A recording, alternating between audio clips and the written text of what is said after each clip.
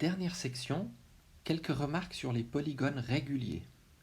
Un polygone régulier est un polygone dont tous les côtés sont isométriques et aussi tous les angles sont isométriques. Ceux que nous avons déjà rencontrés sont le triangle équilatéral et le carré. Peut-être que vous vous souvenez que pour définir un triangle équilatéral, il nous a suffi de demander que les trois côtés sont isométriques et nous en avons déduit que les trois angles mesurent 60 degrés, qu'ils sont tous isométriques. Ça n'est plus suffisant pour les polygones ayant plus de trois côtés, même pour le carré. Est-ce que peut-être que vous arrivez à voir pourquoi et que vous vous souvenez que les losanges ont quatre côtés isométriques, mais pas forcément quatre angles isométriques. Et donc le carré est un polygone régulier à quatre côtés. Il a quatre côtés isométriques et quatre angles isométriques.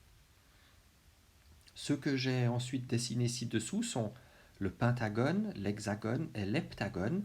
On peut peut-être s'amuser à calculer les angles de ces polygones réguliers.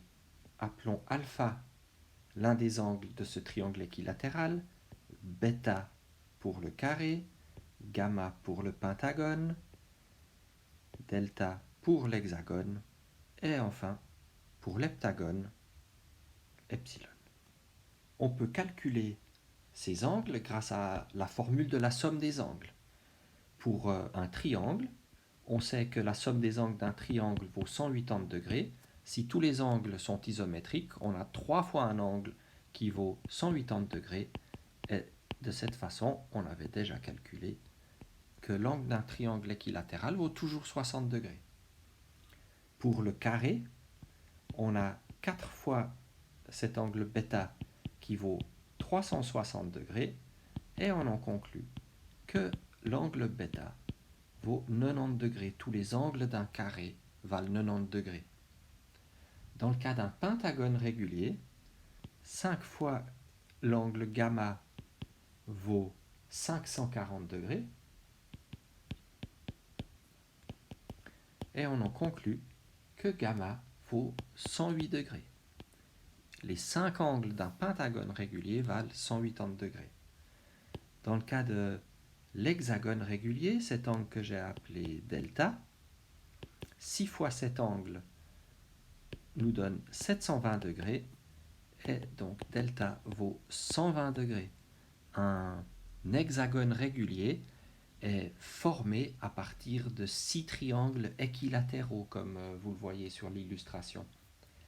Et puis pour terminer, l'heptagone régulier, et puis on va s'arrêter là pour pas que vous croyiez que tous ces angles ont des jolies mesures, 60, 90 ou même une valeur entière en degrés. 7 fois epsilon vaut 900 degrés et donc epsilon vaut à peu près 128,6 degrés.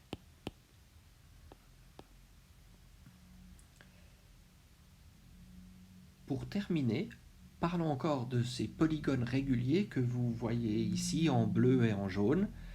Ils ne sont pas convexes, on les appelle polygones réguliers étoilés.